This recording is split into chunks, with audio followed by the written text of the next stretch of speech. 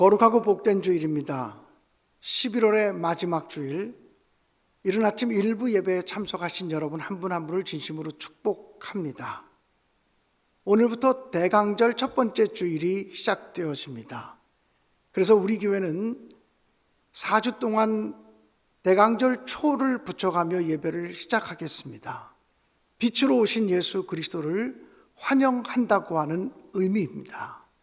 대강절이란 아기 예수의 탄생을 기다리는 절기이며 재림의 주님으로 오실 우리 주님을 사모하며 기다리는 절기입니다.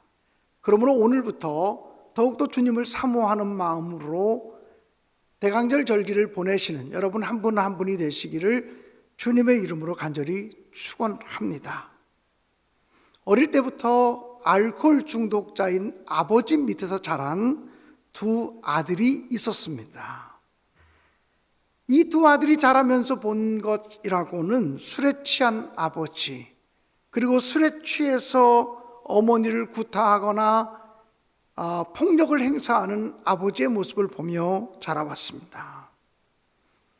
이 두 형제는 장성하고 난 다음에 서로 다른 모습을 가지게 되었습니다.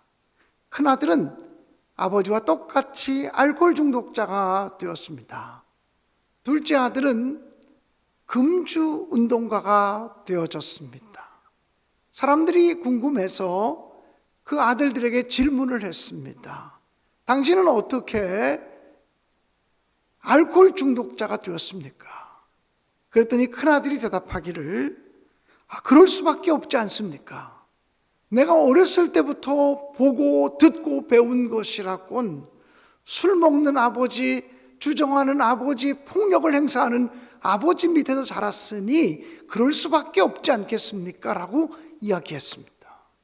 둘째 아들이 대답했습니다. 그럴 수밖에 없지 않습니까? 내가 자라면서 술 먹고 주정하고 폭력을 행사하는 아버지 밑에서 자랐으니 나는 그렇게 살아서는 안 된다라는 생각을 없지 않았겠습니까? 두 사람은 서로 다른 삶을 살게 되었지만 왜 그런 삶을 선택하게 되었느냐고 물었을 때 똑같이 내 환경이 그럴 수밖에 없지 않았겠느냐라고 대답을 했습니다. 사랑하는 여러분, 한 사람은 환경에 굴복하며 환경에 순응하며 살아간 사람이고 또 한 사람은 환경을 극복하며 환경에 도전하며 살아갔던 사람이라고 이야기할 수 있는 것입니다. 우리의 형편과 우리의 처지가 어떠하든지 간에 우리가 우리의 삶을 변화시키시고 우리의 환경을 변화시켜 나가는 믿음의 사람들이 되어질 수 있기를 주님의 이름으로 간절히 축원합니다. 이 대강절 절기를 시작하면서 주님 닮은 사람으로, 주님 더 의지하는 사람으로 내 형편과 처지를 극복해서 변혁의 삶을 살아나가는 여러분 한 분 한 분이 되시기를 주님의 이름으로 간절히 축원합니다. 오늘 성경 본문에 보면 주님의 제자 베드로가 나는 갈릴리 호숫가로 고기나 잡으러 가겠노라고 말하는 장면이 나옵니다. 그랬더니 다른 6명의 제자들이 우리도 함께 고기를 잡으러 가겠습니다라고 반응하며 7명의 제자가 갈릴리 호숫가로 고기를 잡으러 나갑니다. 그때의 상황은 예수님께서 부활하시고 부활하신 예수님이 제자들을 2번이나 찾아오셔서 만나 주신 이후의 사건입니다. 베드로를 위시한 주님의 제자들은 부활하신 주님을 2번씩이나 만났음에도 불구하고 자기들이 주님을 배반하고 주님을 떠나서 도망갔던 실패의 경험 때문에 우리 같은 사람이 어떻게 주님의 제자가 되어 살아갈 수 있겠는가, 이런 자괴감으로 인해서 낙심하고 무너져 있는 상태였습니다. 그래서 그들은 다시 옛 직업으로 갈릴리 호숫가에 고기나 잡으러 가겠노라고 말했습니다. 재미있는 것은 갈릴리 호숫가로 고기를 잡으러 나가는 베드로를 따라 나간 제자 중에 어부가 아닌 제자들도 있습니다. 그만큼 그들은 절망감에 사로잡혀 있었다라고 하는 사실입니다. 밤새도록 그들은 고기를 잡았지만 단 한 마리의 고기도 잡지 못했습니다. 새벽녘에 주님이 그들을 찾아오셔서 말씀하시고 물으셨습니다. 너희에게 고기가 얼마나 있느냐? 그들은 아무것도 잡지 못했다고 고백합니다. 그러자 주께서 말씀하시기를 배 오른편에 그물을 던지라고 말합니다. 그 말씀에 순종해서 배 오른편에 그물을 던졌더니 그물이 그득해지는 느낌을 금방 그들은 느낄 수 있었습니다. 그물을 들어 올렸더니, 그리고 무트로 가서 그 고기를 헤어 보았더니 153마리였다는 것입니다. 주님은 그들을 위해서 불을 피우시고 생선을 친히 구워서 그들에게 나누어 주시며 같이 조반을 나누시며 말씀하셨습니다. 요한의 아들 시몬아, 내가 나를 사랑하느냐? 요한의 아들 시몬아, 내가 나를 사랑하느냐? 요한의 아들 시몬아, 내가 나를 사랑하느냐? 주님은 똑같은 질문을 3번씩이나 던지셨고, 그 물음에 대해서 베드로는 제가 주를 사랑하는 줄 주께서 아시나이다 라고 고백을 했습니다. 그러자 주님께서는 내 양을 먹이라, 내 양을 치라, 내 양을 먹이라 말씀하셨습니다. 주님께서 시르에 가득 차 있는 제자들을 다시 찾아오신 이유는 무엇일까요? 실패를 경험한 제자들을 향한 우리 주님의 소원은 도대체 무엇이었을까요? 우리가 대강절 절기를 시작하면서 부활하신 주님이 제자들을 찾아와서 그들에게 원하는 것이 무엇이었는지를 발견하면 재림의 주님을 맞이하기 위해서 우리가 어떤 마음으로 어떤 신앙의 태도를 가지고 살아가야 되는지에 대해서 배울 수 있을 것이라고 확신합니다. 베드로를 찾아오신 우리 주님의 의도는 무엇이었을까요? 또 베드로를 찾아오신 우리 주님의 소원은 무엇이었을까요? 주님이 거듭 제자들을 찾아오신 것은 내가 너희를 용서하니 너희들도 용서의 사람이 되어야 한다라고 하는 메시지가 아닐까요? 부활하신 주님을 2번씩이나 만났음에도 불구하고 주님의 제자로서의 삶을 결단하지 못하고 있는 베드로를 비롯한 7명의 제자들을 주님은 다시금 찾아오셔서 너희는 나를 배반했지만 난 너희를 용서했다. 너희는 나를 거절하지만 나는 거듭거듭 너희를 찾아간다. 이렇게 말씀하고 있는 것입니다. 그러니 나의 용서를 받아들이고 너희들도 용서하는 삶을 살아가는 것이 제자들을 향한 너희들을 향한 나의 소원이고 나의 마음이다라고 하는 사실을 주님이 거듭 말씀하고 있는 것이죠. 사랑하는 여러분, 우리가 누군가를 미워하면 그 사람의 한계에 갇혀서 그 사람보다 더 큰 인물이 되어질 수는 없습니다. 그러므로 우리가 정말 주님의 소원을 이뤄드리고 주님의 마음을 헤아리는 사람이라면 주님께서 우리를 용서하셨으니 주님의 용서를 받아들이고 나도 주님처럼 다른 사람의 실수나 다른 사람의 허물이나 다른 사람의 부족함이나 다른 사람의 약함을 용서하고 받아들이는 용서의 사람으로 살겠습니다라고 하는 소원의 마음을 품으면서 또 내가 용서의 사람이 되기로 다짐하면서 재림의 주님, 성탄의 주님을 기다리는 절기가 되어질 수 있기를 주님의 이름으로 간절히 축원합니다. 주님께서 갈릴리 호숫가에 밤새도록 고기를 잡았지만 한 마리도 잡지 못한 그들을 찾아오신 이유는 이제는 실패 속에 갇혀있지 말고 실패를 딛고 일어서서 사명의 사람이 되라고 하시는 것이 아닐까요? 주님의 제자 베드로는 주님이 십자가를 지시기 직전에 오늘 내가 닭이 2번 울기 전에 나를 3번 부인하리라고 말씀하실 때 펄쩍 뛰면서 말하기를, 주님 그게 도대체 무슨 소리입니까? 세상 모든 사람들이 주님을 배반하고 주님을 버린다고 할지라도 저는 아닙니다. 저는 절대로 주님을 배반하지 않습니다. 호언장담하며 나섰습니다. 그러나 그 밤이 다 지나가기 전에 베드로는 주님을 모른다고 3번씩이나 부인했습니다. 베드로가 초대교회의 대표자가 되고 수장이 되었기 때문에 성경을 기록하는 성서의 저자들이 베드로가 어떤 말로 주님을 배반하고 어떤 말로 주님을 거부하고 어떤 말로 주님을 부인했는지에 관해서는 기록하고 있지 않습니다. 그런데 복음서에 보면 베드로는 주님을 저주하고 맹세하면서까지 주님을 부인했다고 아주 명백하게 기록하고 있습니다. 어떤 말로 저주했는지, 어떤 말로 예수를 욕했는지에 관해서는 그 당시 초대교회의 수장이었던 베드로에 대한 예의 때문에 그것은 생략한 것처럼 보입니다. 그러나 분명하게 베드로는 주님을 저주하고 맹세까지 하면서 부인했습니다.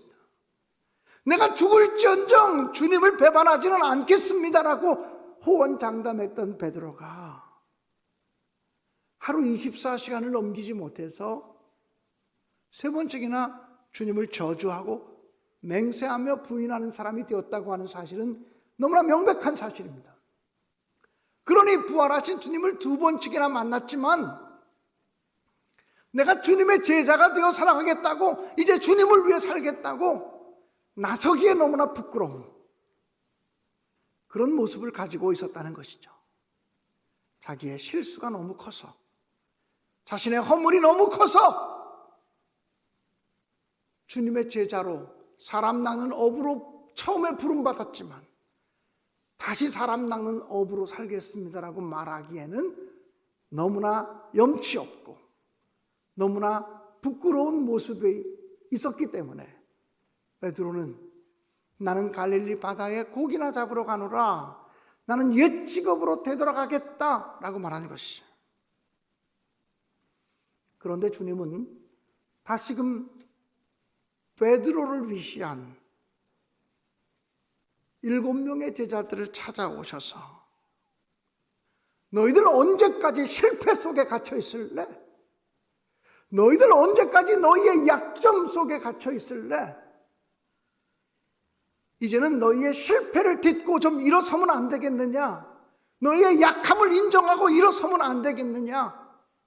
이렇게 주님께서 말씀하고 있는 것입니다. 사랑하는 여러분, 베드로가 실패를 딛고 일어서도록, 주님의 제자들이 실패를 딛고 일어서도록 하기 위해서 주님이 사용하신 방법이 무엇입니까? 그들에게서 사랑의 고백을 받아내시는 것이었습니다. 요한의 아들 시몬아, 내가 나를 이 사람들보다 더 사랑하느냐? 주님이 그렇게 물으셨습니다. 그러자 시몬 베드로는 제가 주를 사랑하는 줄 주께서 아시나이다 라고 말합니다. 2번째 주님이 묻습니다. 요한의 아들 시몬아, 내가 이 사람들보다 나를 더 사랑하느냐? 2번째도 시몬 베드로가 제가 주님을 사랑하는 줄 주께서 아시나이다 라고 말합니다. 3번째 주님이 다시 묻습니다. 요한의 아들 시몬아, 내가 이것들보다 나를 더 사랑하느냐? 그때 시몬 베드로는 말합니다. 제가 주님을 사랑하는 줄 주께서 아시나이다. 한 번 사랑의 고백을 할 때마다 주님은 명령합니다. 내 양을 먹이라, 내 양을 치라, 내 양을 먹이라. 사랑하는 여러분, 사실 요한복음 21장의 말씀은 번역되어진 우리 성경으로 읽으면 그 본문의 의미를 정확하게 알 길이 없습니다. 이게 번역문 성경의 약점이고 한계이기 때문에 그렇습니다. 헬라 원문에 보면 주님이 요한의 아들 시몬아 내가 나를 사랑하느냐라고 물을 때 첫 번째 사랑의 단어가 아가페입니다. 아가페 사랑은 하나님이 우리를 사랑하시는 사랑, 그리고 예수님이 우리를 사랑하시는 그 사랑, 조건 없는 사랑을 말합니다. 아무 조건도 없이 무조건적으로 내어주는 사랑, 하나님의 사랑이 아가페 사랑입니다. 요한의 아들 시몬아 내가 너를 사랑한 것처럼 내가 너에게 주는 그 사랑만큼 너도 나를 그렇게 아가페 조건 없이 사랑할 수 있느냐라고 물은 것입니다. 그때 시몬 베드로가 대답하기를 제가 주를 사랑하는 줄 주께서 아시나이다. 이때 베드로가 사용한 사랑이라고 하는 단어는 주님이 사용하셨던 아가페라고 하는 단어가 아닙니다. 필리아라고 하는 단어입니다. 헬라어 원문에 보면 필로세라고 되어져 있습니다. 필리아라고 하는 이 단어의 의미는 친구들끼리 나누는 우정 어린 사랑을 의미합니다. 그러니까 이 고백 속에는 이런 의미가 담겨져 있습니다. 주님이 이미 저를 잘 아시지 않습니까? 주님이 나를 너무나 잘 아시지 않습니까? 주님을 정말 사랑하고 싶지만 주님처럼 사랑하지 못하는, 그래 결국은 배반할 수밖에 없었던 저를 잘 아시지 않습니까? 여전히 주님을 사랑합니다만 제가 주님을 사랑하는 그 사랑은 주님이 저에게 주신 그 사랑만큼은 안 됩니다. 그저 친구 사이의 우정 어린 사랑만큼은 지금도 주님을 사랑하고 있습니다라고 하는 그 고백이죠. 그때 주님께서 베드로를 꾸짖지 아니하시고 내 양을 먹이라고 말씀하셨습니다. 두 번째 주님이 묻습니다. 요한의 아들 시몬아 내가 이 사람들보다 나를 더 사랑하느냐라고 물을 때 주님은 또 똑같이 아가페라고 하는 단어를 사용하십니다. 내가 너를 사랑하는 것처럼, 내가 너를 위해서 십자가 지고 죽은 것처럼, 내가 너를 위해서 희생한 것처럼 그렇게 나를 사랑할 수는 없겠냐? 묻는 것입니다. 그때 베드로가 대답합니다. 제가 주를 사랑하는 줄 주께서 아시나이다. 두 번째 사랑의 단어도 베드로는 아가페가 아닙니다. 주님은 아가페로 물으셨지만 아가페가 아니고 필리아라고 하는 단어를 사용합니다. 주님 너무나 잘 알잖아요. 저의 약함을 너무나 잘 알잖아요. 저는 주님이 너를 사랑하시는 그 사랑처럼 주님을 사랑할 수 없는 사람이에요. 지금도 여전히 주님을 사랑하지만 너무나 부끄러운 친구 간의 우정 어린 사랑 정도만큼 사랑합니다라고 고백합니다. 그런데도 주님은 내 양을 치라 하고 사명을 맡겨주십니다. 세 번째 주님이 묻습니다. 요한의 아들 시몬아 내가 이것들보다 나를 더 사랑하느냐. 세 번째 물으실 때 주님의 사랑의 단어가 바뀝니다. 세 번째 물으실 때 주님의 사랑의 단어가 베드로가 고백했던 필리아라고 하는 단어를 사용해서 묻습니다. 요한의 아들 시몬아 내가 나를 그러면 네가 고백했던, 네가 그렇게 두 번씩이나 고백했던 우정 어린 친구처럼은 나를 좀 사랑해 줄 수 있겠냐. 베드로가 세 번째 주님이 거듭 물으심으로 고민하여 대답하여 가로되. 사실은 세 번째 물었기 때문에 고민한 것이 아니라 세 번째 묻는 주님의 사랑의 단어가 바뀌었기 때문에 고민한 거예요.